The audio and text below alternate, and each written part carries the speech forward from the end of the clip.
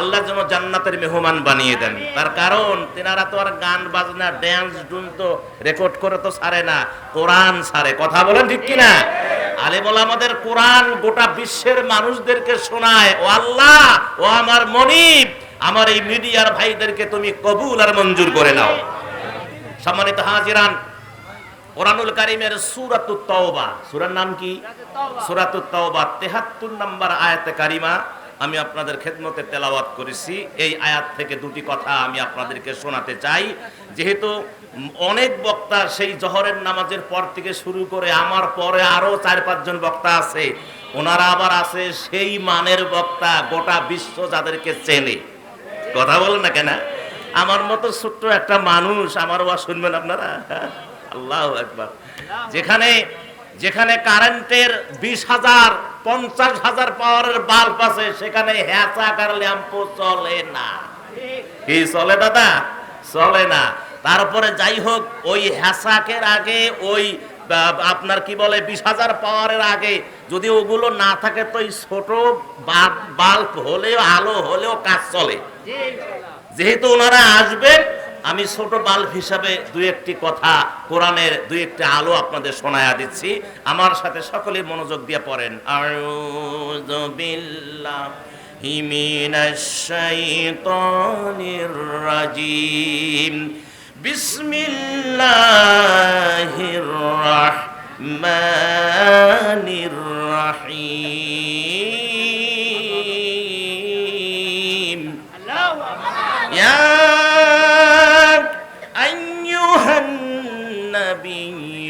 জাহিদিল কুফারা ওয়াল মুনাফিকিনা আগলুদ আলাইহিম।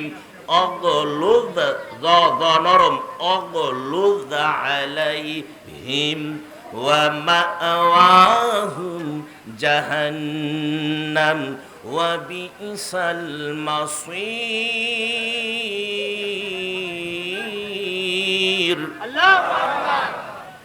সরল তরজমা আরম্ভ করছি, শুরু করছি পরম করুণাময় আল্লাহ সুবহানাহু ওয়া তাআলার নামে।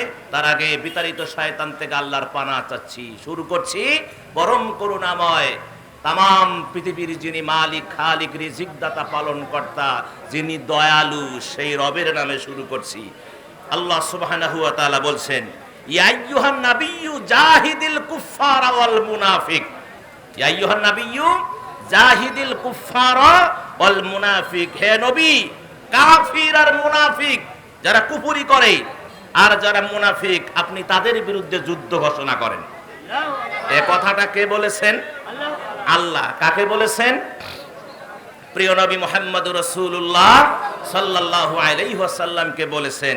আবারো শুনেন, আল্লাহ পাক ইন্ডিকেট করে বললেন, ইয়া আইয়ুহান নাবিয়্যু জাহিদিল কুফফারা ওয়াল মুনাফিক।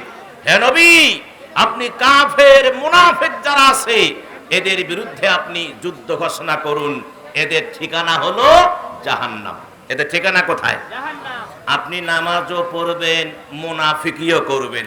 আপনি নামাজও পড়বেন, মানুষের জমি বেদখল করবেন, নামাজও পড়বেন, ইতিমকে ঠকাবেন, নামাজও পড়বেন, বিধবাকে ঠকাবেন, নামাজও পড়বেন, মানুষকে কষ্ট দিবেন, নামাজও পড়বেন, মানুষের দোকান বেদখল করবেন, নামাজও পড়বেন, সুদও খাবেন, নামাজও পড়বেন, জেনাও করবেন। হবে না, হবে না। কথা বলেন। যদি আপনি মুসলমান হয়ে থাকেন, আপনার নাম যদি মুসলমান হয়, যদি আপনি নামাজি হন, নামাজি ব্যক্তি কখনো সুদ খাইতে পারে না। বেগুন গ্রামে তো সুদের গোষ্ঠী নাই, হ্যাঁ আছে? এখন সুবহানাল্লাহ কবেন না নাউজুবিল্লাহ কবেন? হ্যাঁ, তাহলে যে নামাজ আপনাকে সুদ থেকে মুক্তি দিতে পারে নাই, ওই নামাজ আপনার হয় নাই। কথা বলে ঠিক কিনা? হযরত হুযায়ফা রাদিয়াল্লাহু তাআলা আনহু এক মসজিদে নামাজ পড়লেন। নামাজ পড়ার পরে দেখে এক ব্যক্তি নামাজ পড়তেছে। নামাজ পড়ে তিনি বসে আছেন, লোকটিকে কিছু বলবেন। ওই ব্যক্তির নামাজ যখন শেষ হলো, তিনি বললেন যে, ভাই, আপনি এই নামাজ কতদিন থেকে পড়েন? কয় 40 বছর থেকে এই নামাজ পড়ি আমি। সম্মানিত মুসলমান ভাইয়ারা, নবীর সাহাবী বললেন, তুমি কি আমারে চেনো? কয়, না, আমি তোমারে চিনি না। কয়, আমি হলাম নবীর সাহাবী হুযায়ফা। ও শোনো, তুমি যে নামাজ পড়তেছো 40 বছর ধরে যদি ভাবে নামাজ পড়ে থাকো, আমার নবী যেভাবে নামাজের কথা বলেছে নামাজ পড়েছেন, তোমার সেই নামাজ হয় নাই। আমার নবী যেভাবে নামাজ পড়েছেন ওই নামাজ আর এই নামাজের মধ্যে অনেক কম বেশি, তোমার এই নামাজ হয় নাই। 40 বছর ধরে নামাজ পড়ে, 80 বছর ধরে নামাজ পড়ে, নামাজ হয় না। কারণ ওই নামাজি সুদ খায়, ওই নামাজি ঘুষ নেয়, ওই নামাজি জেনা করে, ওই নামাজি বদমাশি করে, ওই নামাজি নিজের বোনের জমি বেদখল করে বসে আছে, নিজের ভাতিজাকে ঠকিয়ে বসে আছে। কথা বলে ঠিক কিনা? ভণ্ডামি করার জায়গা পাও না মিয়া। যদি প্রকৃত নামাজি হয়ে থাকো, যদি জান্নাত পেতে চাও, কবর যদি তুমি শান্তিময় করতে চাও, কালকে সকালে উঠে তোমার ভাতিজা ভাতিজি তুমি যার যার সম্পদ লুণ্ঠন করেছো তোমাকে ফেরত দিতে হবে।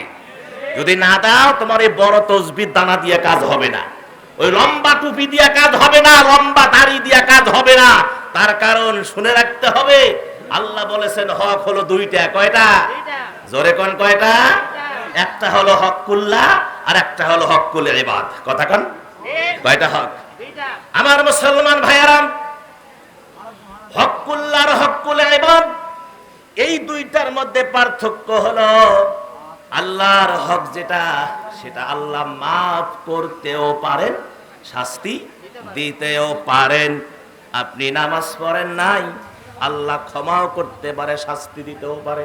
রোজা করেন নাই, ক্ষমাও করতে পারে, শাস্তি দিতে পারে। এখতিয়ার কার? আমার আল্লাহর। কিন্তু আমার মুসলমান, বেগুন গ্রামের মুসলমানেরা, ও কালাই জয়পুর হাটের মুসলমানেরা, যদি আপনি বান্দার হক নষ্ট করেন, যতক্ষণ বান্দা মাফ করবে না আমার আল্লাহ মাফ করে দিবে না। অত সোজা নয় মিয়া, ঠুকঠাক সিজদা দিবেন আর হয়ে গেল। হ্যাঁ, কোন মৌলবি বলছে যে কপালে দাগ থাকলেই বলে জান্নাতে চলে যাবে? ওই জন্য সে নামাজে যা কপালে হয়ে গুতে গুতি করে ভাবে, মেজের সাথে এভাবে নামাজের মসল্লার মধ্যে এভাবে গুতে গুতি করে দাগ বানাবে। আমার ভাইয়েরা, তোমার এই গুতে গুতি আর সত্যা সত্যি করার কাম নাই। ঠিক মতো নামাজ পড়ো, মানুষের হক আদায় করো, আল্লাহকে রাজি খুশি করার জন্য ইবাদত করো, আমার আল্লাহ তোমার কপালে নূর চমকায়া দিবেন। কথা বলেন ঠিক কিনা? তাহলে আল্লাহ সুবহানাহু ওয়া তাআলা কোরআনে কি বলছেন? মুনাফিক আর কাফের যারা। মুনাফিকের চিহ্ন আমরা জানি তিনটা। কয়টা? আর যারা কোন কয়টা? ওয়াজ মুখস্থ করতে হবে ভাই। আল্লাহ রাব্বুল আলামিনের হাবিব বলেন মুনাফিকের আলামত হলো তিনটা। এক নাম্বার হলো কথা বললে মিথ্যা বলে, 2 নাম্বার ওয়াদা বরখেলাপ করে, 3 নাম্বার আমানতের খেয়ানত করে। আপনি উল্টা উল্টি করে বলতেও পারেন, সিরিয়াল ঠিক না হলেও চলবে। আপনি যদি বলেন 1 নাম্বার আমানতের খেয়ানত করে, 2 নাম্বার ওয়াদা বরখেলাপ করে, 3 নাম্বার মিথ্যা বলে, তাও সমস্যা, মানে ঠিক থাকলে হলো। কথা বলে আমার ভাইরা, তাহলে মুনাফিকের চিহ্ন কয়টা? তিনটা। 1 নাম্বার কি? কথা বললে মিথ্যা বলে। কে কথা মিথ্যা বলেন না? হাত তোলেন দেখি। হ্যাঁ, 80 বছর বয়স, তারপরে বুড়ার বেটা মিথ্যা কথা কয়। 90 বছর কবরে যায় পা, তারপরে বলে কোরআন মানি না, হাদিস মানি না। মৌলবি দেখলে মাথা গিজ গিজ গিজ গিজ করে। কথা কোন না কেন? হ্যাঁ, এরকম নাই? আছে না? মৌলবি রাস্তা দিয়ে গেলে বুড়ার বেটা 90 বছর বয়স, 100 দেখায়, এত লম্বা টুপি, এত জুব্বা, এত ডিজাইন। হিংসা যায় না, ওই বুড়ার কোনো লাভ নাই। কথা কোন ঠিক কিনা? ভালোবাসতে হবে। যদি ভালোবাসা পেতে চাও, মানুষকে আগে ভালোবাসতে হবে। কথা বলেন আমার মুসলমান ভাইয়ারা, মিথ্যা আমরা ছাড়তে পারি নাই। মসজিদের ইমাম বলেন, মুয়াজ্জিন বলেন, হুজুর বলেন, খাদেম বলেন, খতিব বলেন, সাধারণ মানুষ, মাস্টার বলেন, মুস্টার বলেন, প্রিন্সিপাল বলেন, প্রধান শিক্ষক বলেন, এগুলো তো মিশে কথার হাড়ি। কথা কয় না কে? এ যে কোনো প্রতিষ্ঠানের প্রধান যারা, আর মিশে কথার হাড়ি। আবার সবাই 100 না, 100 বলছি না, কিছু ভালো আছে না নাই? 100 বললে তো আমার যাইতে দিবেন না, আমার আটকায়া দিবেন যে হুজুরলে কি ওয়াজ করেন। আমার ভাইয়ারা, তবে মিশা কথা আমরা শতকরা 99.99% মিশা কথা বলি। কিছু বাকি ভালো মানুষ আছে, যার কারণে পৃথিবীটা এখনো আছে। জোরে কোন ঠিক কিনা? যার কারণে পৃথিবীটা এখনো আছে। ও মুসলমান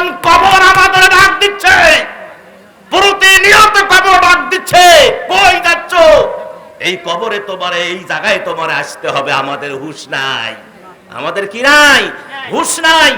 বিধায় বেগুন গ্রামের মুসলমান ভাইয়েরা, মুনাফিকের তিনটা চিহ্নের এক নাম্বার চিহ্ন হলো কি?